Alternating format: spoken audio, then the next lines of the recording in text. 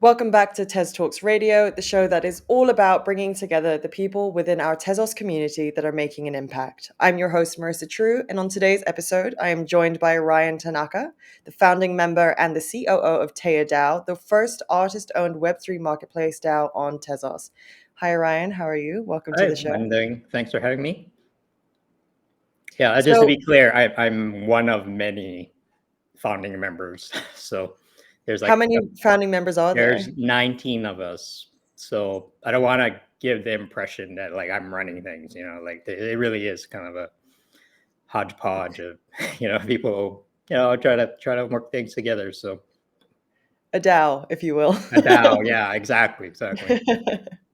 Well, to take things back slightly and to start where we always do, can you tell us more about your journey into the world of Web3 and blockchain, and then more specifically Tezos? Sure. I'm actually kind of more like an old school crypto guy. Like I got into Ethereum uh, in their ICO. So I was here since 2014. And, I've kind of seen the crypto space kind of evolve over the years. I've been through a few winners, bull runs. And, right now we're in a winter.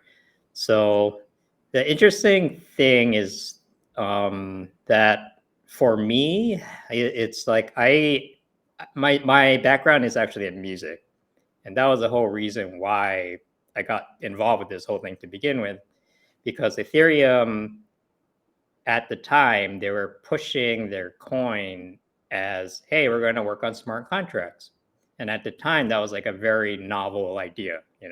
Now it's kind of everywhere, but back then I was like, whoa, you could automate, and then like it got a lot of people excited. And for me, the excitement was, hey, we could use this to kind of like reform the music industry. So 10 years later, hasn't happened yet, you know? And that's kind of the disappointing thing about the whole, it's very, very slow, and it's a lot slower than people think, because it's not just the tech, because the tech has always been there. We could have done this 10 years ago if we wanted to, but it's really like the shift in mindset, like, hey, we got to decentralize, like Web 2 is very, very centralized. Like, and that's what we think of as what's normal. And it's really hard to get out of that. So for me, I got involved with Tezos in particular because one of my friends pointed it out to me, like, hey, there's this Hicketnunk thing. And I'm like, what? Like, at the time I was like really involved with like Ethereum NFTs. That's kind of where it came from. But having artistic training and artistic background, I saw like what Hicketnunk had. And I'm like, wow, this art, there's something different about it. And so at this point, I kind of gone all in on Tezos, and I got involved with Teia as well. So yeah, we could talk a little bit about the history of Hicketnunk, but everyone has their own story, and like, because everyone kind of got in at different times. I kind of got in right as Hicketnunk was starting to fall apart, unfortunately. So where all the problems with previous DAO started to emerge, and then you probably know about the shutdown, right? And so I might have a different perspective than my other members, but I do believe, like, if you just look at the art, like, this is where it's at. And for me, because I come from an art background, like crypto, the money is okay. There's nothing wrong with making money, but where are we going to get that shift in mentality that we need, right? Because I've been waiting for like over a decade, and I'm like, why isn't it happening yet? and I think all of that's going to happen in art, as crazy as it Right. might sound. So Right. So essentially, when you first understood the concept of smart technology and you understood its potential and its promise, that's mhm. where your excitement came from. But I guess your encounter with Hicket Nunk was the closest you found to sort of breaking that centralized mindset around the art space. And it was Mhm. the clearest demonstration of culture that was manifesting on chain. Is that what you're saying? Yeah, wow, that's a good articulate way to say it, like much better than I could. But yeah, yeah, yeah. It's like, well, it's just the art, You look at the art and it's just like, hey, whoever made this thing cared about this thing a lot, and you can feel it, And I didn't get the same thing from like, the animal stuff, in Ethereum, and there was Cryptopunks back in like 2017. I own one, just for the record. Like I bought it for $100, Hmm. and I thought it was just kind of neat, and it just kind of went crazy. I don't know how much it's worth now. Like I don't really pay attention to the pricing, but at the time, like it's hard to talk about because it's also depend on the time. Like timing is everything, right? Yeah. And at the time, CryptoPunks had that authenticity. Like the people at Larva Labs, they got bought out at this point, right? But they just really liked technology, and they had this neat idea, and they put it out. At the time, no one cared, right? It was just like $100. You're crazy, Ryan. Like, like it was just like, why would you spend $100 on this thing, right? Like, but at the time, it was a novel concept, and it had that authenticity, and I really feel like that it is more of a vibe, like that authenticity is in Tezos now, and in particular around the arts communities. So that's why I feel pretty strongly about it. And yeah. Yeah, I mean, I think when CryptoPunks first hit the scene, the authenticity came from the fact that it was symbolic of this sort of digital subculture that was Mhm. emerging that everyone wanted to partake in. It wasn't about how you could capitalize off of buying a JPEG of an Yeah, and it's NFT. all there. It's just like, yeah, you're crypto. It's like you can analyze it for its aesthetics as well. Because it's like, yeah, you're a punk. It's like cyberpunk, right? It kind of taps into that mentality, and it's like, yeah, it's perfect, right? Like, it makes sense that people thought this is cool, like, so yeah. You also said that you kind of came across Hicket Nunk at a time that just preceded its turbulence or like when it had shut down. So what Yeah. was that like for you? Because you said you encountered Tezos and it represented this culture on chain that you wanted to participate in and what you had kind of always been looking Yeah. for, only to have that rocked by the fact that Hicket Nunk shut down so soon after. So talk me through what that experience was like and did you lose faith and what restored it? Sure. Okay. So this is going to be like a very personal take on it, and like I said, it like when you got in matters a lot, especially because like so much has happened in the last couple years, right? Like it was Mhm. so fast, I think Hickenug has only been around for like a year, and then Teia has only been around for a year, right? And it's only 2 years, and like in those 2 years, there's so much compressed. So I kind of got in, I'd say like when was the first shutdown? January 2022. It was kind of the earlier in the year of 22, I believe, right? Um, but I got interested in it. Well, someone pinged me to it maybe a few months ago, and I was like, okay, what is this? At the time I was in Ethereum, but then over time I was like, I think maybe like November, December ish, I was like really into it. because oh, you know what the trigger was? It was hen radio, and I come from a music background, like I said, and I just went on hen radio. Like half the buttons don't work, and sometimes like a lot of times the files don't even load. But the stuff that did play, I was like, holy wow, like this is good music. This is some of the best music I've heard anywhere. And I live in LA, so I'm around a lot of that cultural stuff, but like there's like a sense of inspiration to it that I felt like I couldn't get anywhere else. And after that, I was hooked. And I mean, this is a long story, but I also started a startup, and it went through different company names, um, but the inspiration for it was Hen Radio. Like Mm-hmm. we, it's hard to find good music even in Web 2, Yeah.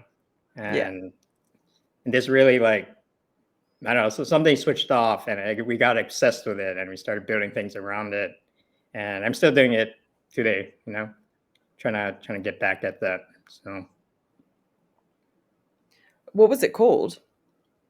my project, Yeah. or well, it was called Teia Surf, Teia. and Teia Surf, and so uh, I could talk about it, I think. I mean, it was literally Teia, the website. And if you go on Teia, you'll see that they have a random button. Mm-hmm. And so we had hen radio playing while hitting the random button. And Right. we would just click on it, and I'm like, wow, this is fun, and it like meshed well together because there was like a synergy, with the sound and the visual. And then basically all we did was we automated the clicking the random button, and we created a show around it, and then it was a lot of fun, and it worked because the art was good, you know. So it And kind of built the discoverability of NFTs and NFT art and then incorporated music, which was something that you always wanted to see, and also just made it a bit more entertaining so that people were more willing to explore and tinker around, yeah, where typically I think most people were very hesitant to sort of enter the Web3 space. But if it was something that was done casually and freely and openly, it didn't seem yeah, as intimidating. we wanted to make it fun, and what better way to make it fun than art, right? So Yeah.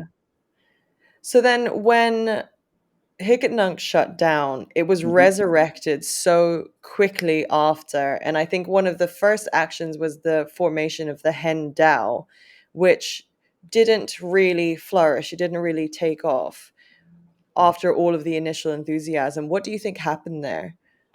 Well, this is where it gets a little bit more controversial. So um, honestly, I would ask other people about this too, because it was a pretty chaotic time, and I kind of got in later than a lot of folks. But this is what I remember. So, there's like this hick and nut, and then soon after, it was like, "Oh my God, him hicking nut is blowing up." And I'm like, what? Like, and not in a good way, right? And and at least in retrospect, I think the problem really is that the founder, right? Rafael Lima. He was originally funded by Tezos Foundation to create a esports platform. I do remember that. And then he somehow pivoted into NFTs. It's not really clear why or how, but all we know is that happened. And Hmm. then a lot of people just got interested. And I think a lot of it has to do with his where he comes from, which is Brazil. And there's a lot of if you just look online, even quite casually, like a lot of the interest in crypto comes from developing countries. And I think he was able to amass enough momentum to kind of make Hikina the movement what it was, at least, and then that triggered a lot of things. But towards the end, it's just like one guy trying to do everything, and it's just too much. Like, and yeah, and then there started to be some. I don't want to focus on this too much because I want to stay positive, but there's a lot of fighting and internal battles that were going on, and uh, I think so. So shutting down Hickingdong, at least from what I've heard, was a personal decision by Mm. him. There was no debate, there was no discussion. It was just him, like, I don't want to do this anymore, pull the plug. And then, I don't know, and then there's this weird period where he pulled the plug. Maybe some people complained to him, or I don't know, and then it was up again, but then they pulled the plug again. It was like kind of weird. But uh but the good faith within the community was so strong. There were so many people who just really wanted to keep this thing going. This includes both people from the foundation side as well as just artists and random users, and they came together and made it happen. And it was kind of amazing, right? It was probably only a day or two. Like, yeah. Yeah, if I remember rightly, and I think I was more one of those people who stood from the outside looking in, it kind of represented this bittersweet tale of a founder that essentially had just had enough. No one can really ever fully know his full and honest reasons, because it was up to him, Mm-hmm. had shut something down, but then it became this sort of allegory of the beauty of the blockchain and it all being open source so that it was like the community was empowered and able to resurrect it for their own purposes. So it was kind of like, on the one hand, a disappointment that Yeah. something that was so loved had been shut down, but such a relief that, you know, it being a decentralized open source technology, it was so easy to revive. And the community loved it so much that they, Mm-hmm. made the effort to do so. But then following that, obviously with the establishment of HenDAO, there was this kind of collective mindset of this is why you have a DAO, so that the decision making processes are a lot more distributed. Yeah. But it didn't last for very long, and I think a lot of people interpreted the failure of HenDAO, and failure might be a strong word, but like they saw it as a failure of the DAO model more than it was of anything else, Oh, I which see. is why it became very interesting that another DAO, the Teia DAO, cropped up as a result. And so I wanted to ask you your take on why you feel a DAO is the best course of action, why DAOs are so powerful as a tool in these sorts of situations. Mm-hmm. Well, this is like something we debate about a lot, um, because, well, one, it's important to know that Taya is a fully volunteer organization. Nobody's making any money. We do have a treasury, but that's going to be given to the DAO, and the DAO will make the decisions about how the money is spent. So none of us are getting paid. In fact, a lot of us probably lost a lot of money just paying for infrastructure stuff. But in my opinion, like, I mean, it was very chaotic.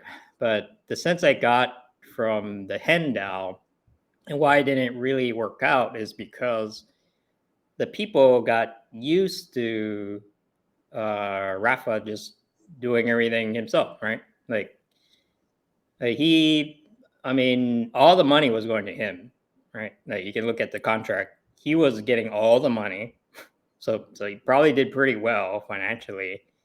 Um, but it's just like, okay, well, if you're working in that model, the idea of like voting for something is hard. Like we're not used to voting for things online. Like we go on and then we just Facebook has this, Facebook, Twitter, whatever. It has this model for you. You just fill in the boxes and you just do, how and you can't really do anything because you don't own anything, right? On the platforms. So it's just like politics in real life, because like Mm. I've been politically active before, and most votes are decided by like the 5-10% of people who actually show up, and it's not.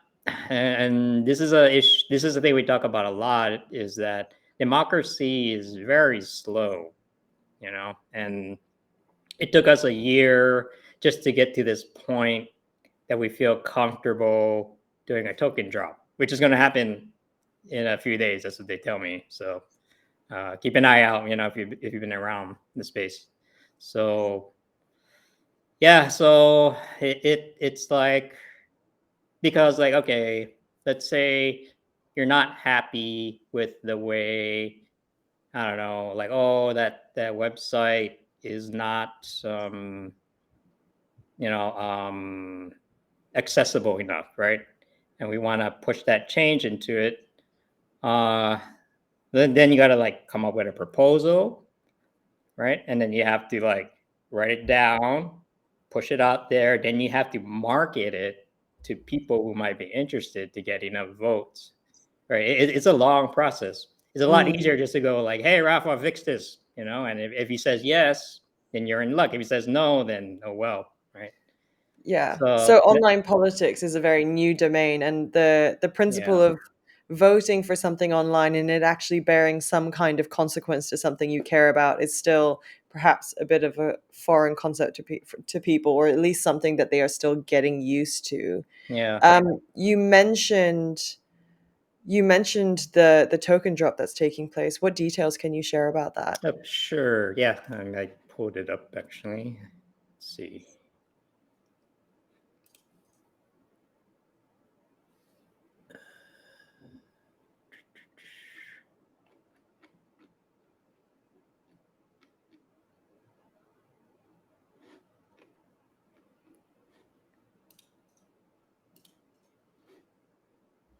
Oh, there it is. Take it, Ted. Okay. Should I leave a link somewhere? It's very, We very, can it's very, very long. So, just but give us the yeah, spark notes yeah, on I that. give you Feel the, free. I give you the, rundown. So what's happening on a basic level is that this is how the members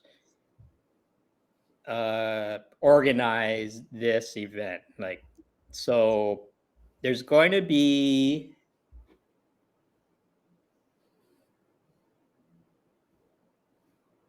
8 million tokens.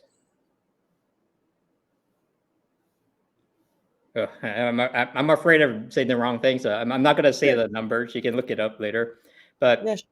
so we're going to so we created a spreadsheet of wallet addresses, Tezos wallet addresses that were active during the Teia, post Teia, after Teia got formed, and people active on there should have gotten a the ability to claim their tokens.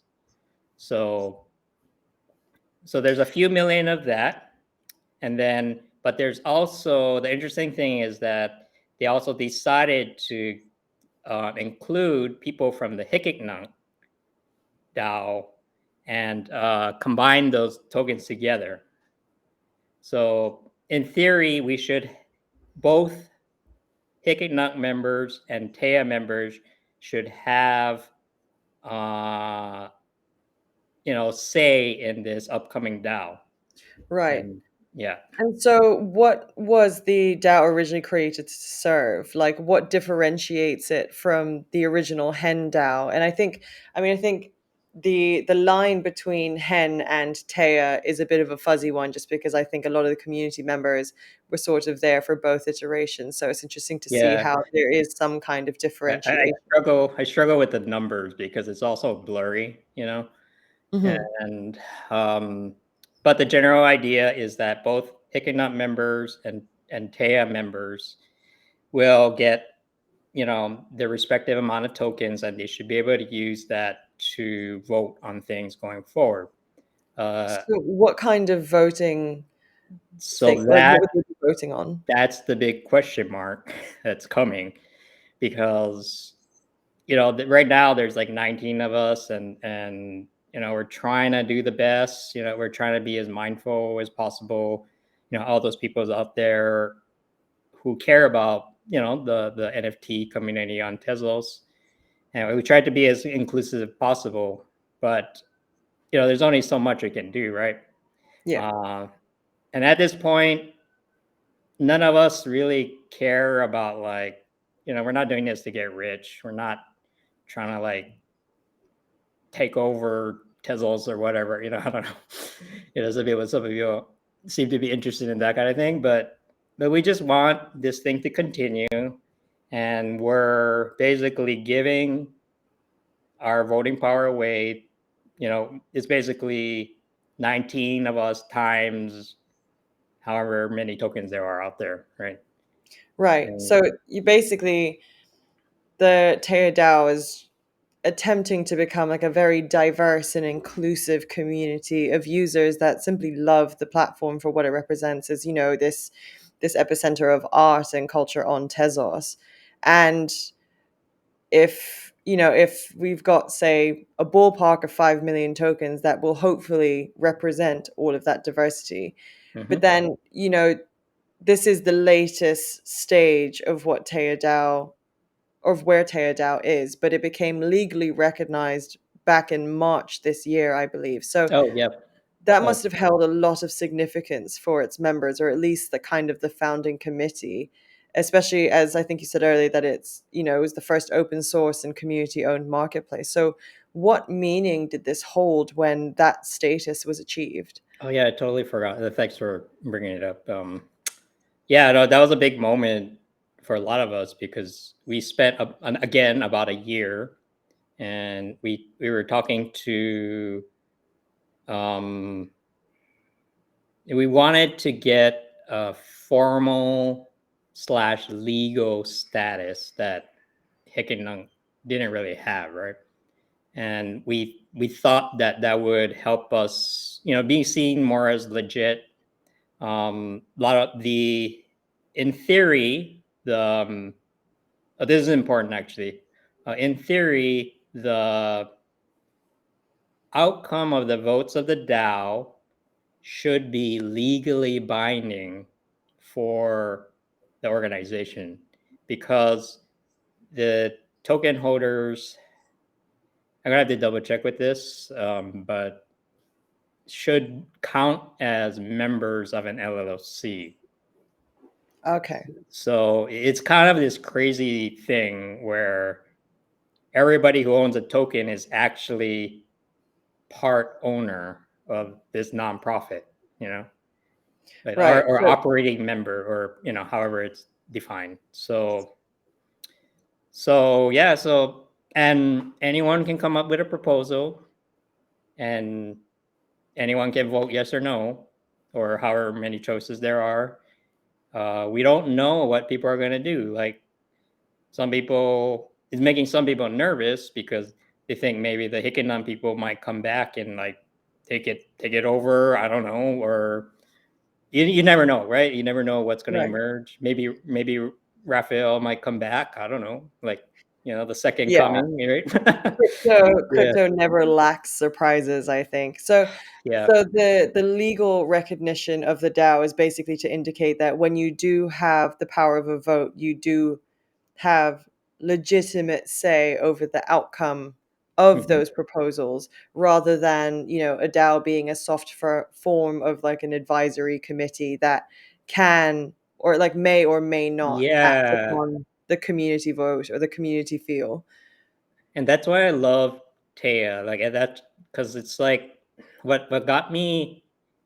I remember. I don't even know Merchant Capola, but she's one of the other members as well, DAO. They kind of like, they run a lot of the day to day operations. But I I remember going to Teia for the first time. I'm like, oh, I forget. I don't even remember what the question was, but they actually checked my wallet ledger, which like blew my mind because it hasn't happened before. Like I went to all these Ethereum events, and they're all like, yeah, Ethereum, like decentralized, but they don't even bother doing checking your ledger. I thought I thought this was the whole right, and so the Teo folks are very, very obsessed about doing things the right way. Like Right. So there's due another diligence. due diligence, and it's kind of Yeah. crazy. It frustrates me sometimes actually because I remember. Uh, so I don't know if you remember, but for over a year, I think, like Taya did not charge any fees. It was a zero fee. Like I'm like, hey, like including myself, there's a few other people who are kind of like paying for infrastructure and just like day-to-day expenses, and like, hey, shouldn't you turn on the marketplace fees? It's like 1%. It's not that big a deal. But they're like, no, we're not ready yet because we have to get legal status, and make it proper. I'm like, okay, fine. So it's not that I disagree with it, but they really kind of trend towards, yeah, The we're gonna do cautious this the approach. right. Yeah, Yeah. I think after like the history of everyone rushing to market and all the, the bull market enthusiasm, yeah. a lot So, of so, people so are that's where still the licking trust their come wounds from. slightly. Yeah. Yeah. And That's why I trust them, and I'm like, okay, these people are just like, okay, they're gonna, behind your backs, they're gonna be doing it the right way because that's just so. We're hoping that, and that applies to the DAO as well, right? Like we're putting in all these safeguards. Like we talk a lot about potential abuses, spam, bots, all kinds of threats that exist on the internet itself. Mhm. And a lot of other DAOs, they don't take it seriously, and then there's a disaster, and they're always trying to like compensate for it, right? But Yeah. So, I mean, yeah, given the risk, the list of risks you hmm just expressed, why do you believe that DAOs are the way forward on a broader level, like beyond Teo? What is the opportunity behind community governance online that you think really has power? for me, and this is going to be very specific, but because I'm interested in the arts. But the thing I see, that the problem I see that is very common is that the Web2 culture has kind of conditioned us to think that the winner take all model is the ideal outcome, right? I mean, when you think unicorn, what do you think? You think unicorn is synonymous with monopoly, right? Mm. So just like, oh, YouTube, I don't know, So like it's the shift away from this zero sum game approach online of yeah, I win, and you it, lose. and it shows up in the business practices too, because when a startup gets to a certain size, what do? They start buying out their competition, Hmm. and eventually they're the only game in town, And we've done this over and over and over and over the last couple of decades. That's what we consider normal.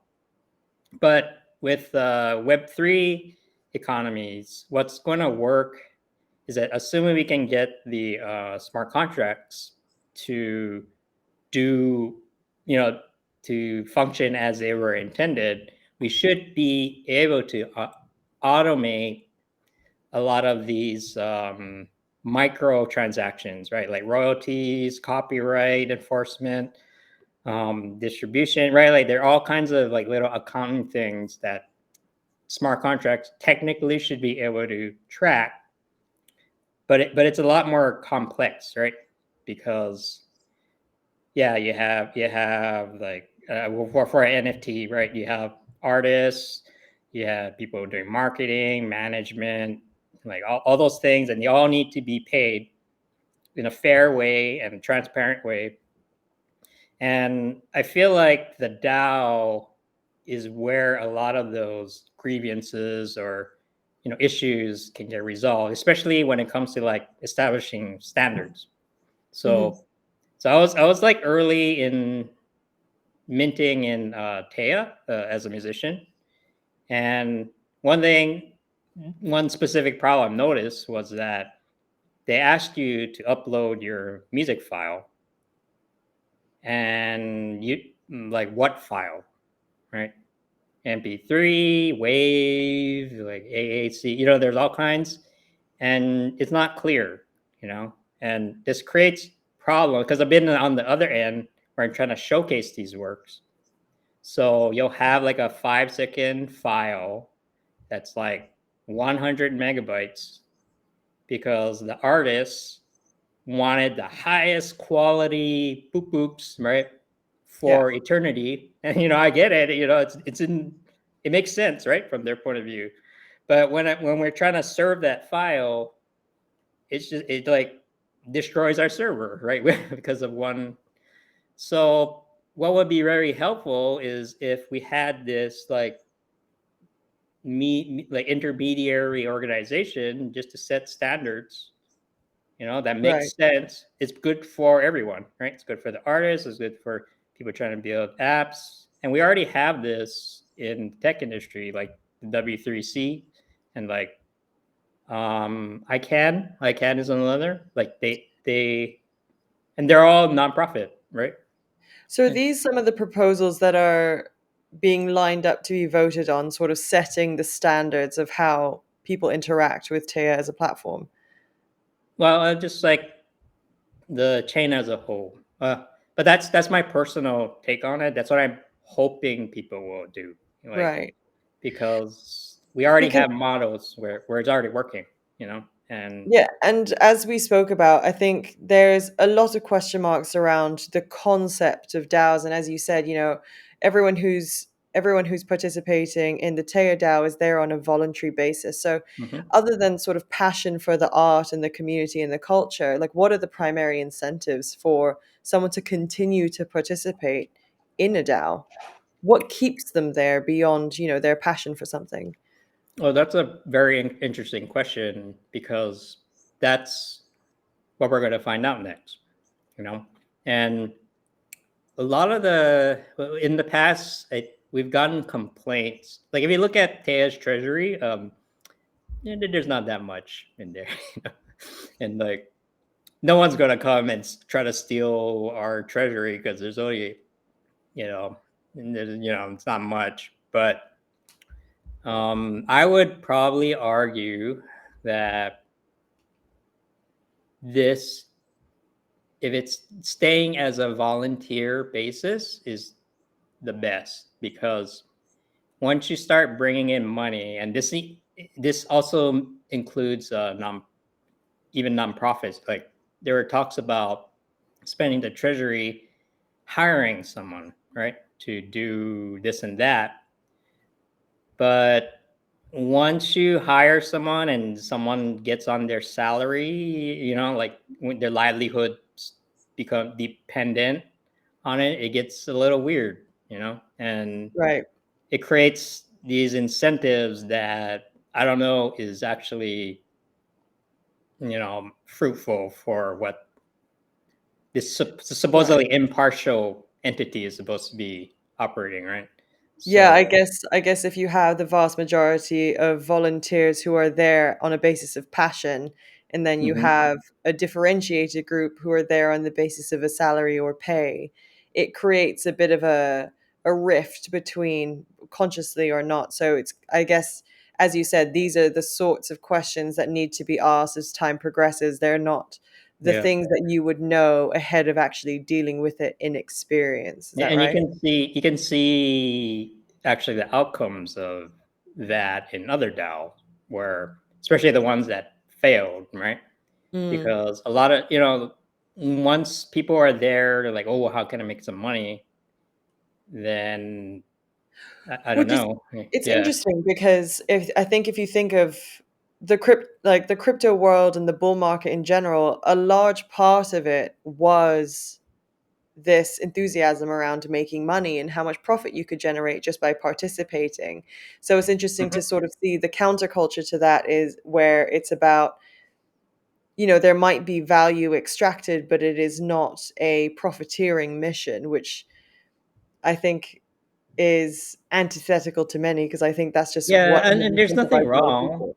There's nothing wrong with wanting to make money, and I understand. Like I made some money from crypto too, and Mhm. I'm not complaining about that. But you gotta like you gotta just know what you're in getting into, and um, like for me, trying to flip NFTs of these like JPEGs, it just seems a little short-sighted because like we have the potential for this technology to do so much more is so strong, you know like for me, because I live in LA, I'm near Hollywood.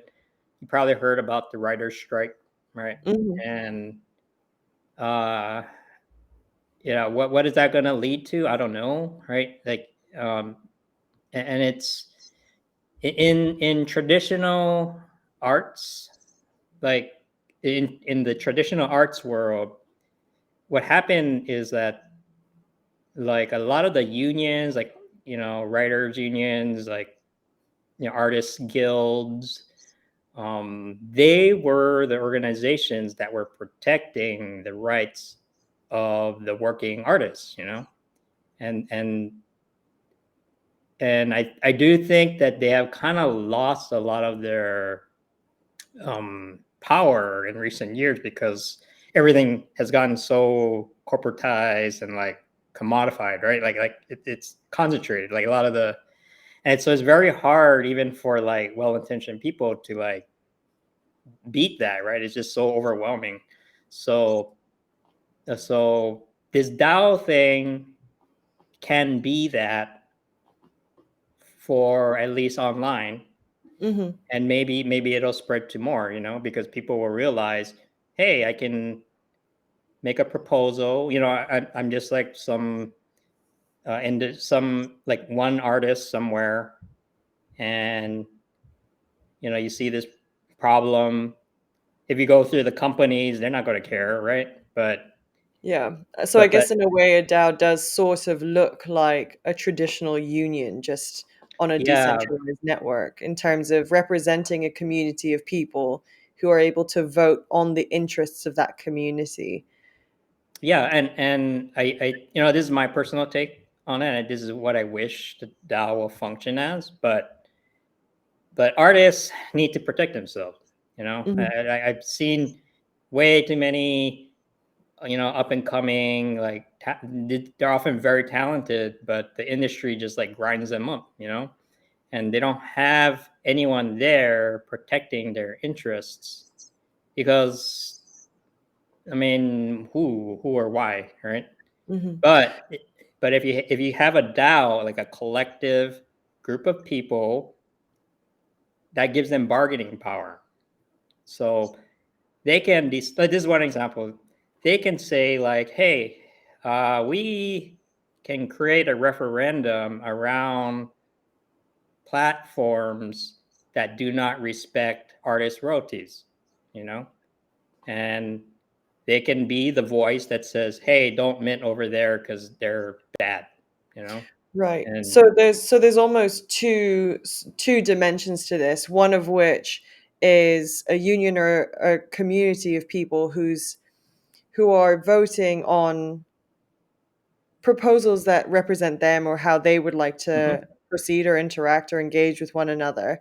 But on the second dimension, it's more how they can also act as a bit of a lobby against other players and sort of weight Yeah, themselves politically. So it's interesting to see how a decentralized framework still sort of mimics, political institutions that like the yeah. Oh, writers it's guild, such for a example. lobbying, such a dirty word now, but It's a like very American dirty word. yeah, but it's like Yeah, you gotta like the thing I learned. I'm getting older now too, and it's just like you gotta look after your own interests, or people are just gonna run all over you. And this gives a very real chance for artists to kind of do that. And we need numbers, because artists typically, they're not rich, right? They don't have a whole lot of money, so they can't influence the outcomes that way. But there's more of us than they are, Hollywood execs or whatever. So, and that can really, like if you get enough people to like agree to do this one thing, it can really have real effects, and it'll make Right. people think twice. But right now it's hard. Like, it's just like one person screaming on Twitter. It's not gonna, I hate to say it, but it's not gonna make much of a difference, right? So. And I guess it's another one of those instances where it serves as a reminder of how early we really are to all of this and how this is like Mhm. the first wave of experimentation. But that being said, and before I let you go, I wanted to ask two last questions, one of Sure. which is, other than Teia, who do you see as a model DAO? What's another example of a DAO that you think has done it well or done it right relative to perhaps others? And Uh, finally, what excites you most about the near future with regards to what Teia is going to do, the Teia DAO is going to achieve? that's an interesting question, because honestly, it is my honest opinion, is that I've seen so many DAOs fail. It's like, it's either there's like too many holes in it, something happens, or most of the time it's like lack of interest. And so I'm putting all my eggs into the Teia DAO right now. Like, Sure. I'm hoping this time we'll get it right. This time it'll be different. Yeah. So, uh, And so, what are you most excited about with regards to Teia DAO's roadmap?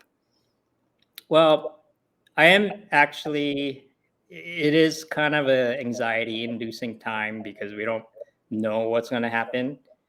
You know, none of us. The 19 of us, none of us really want to hold on to this position forever, right?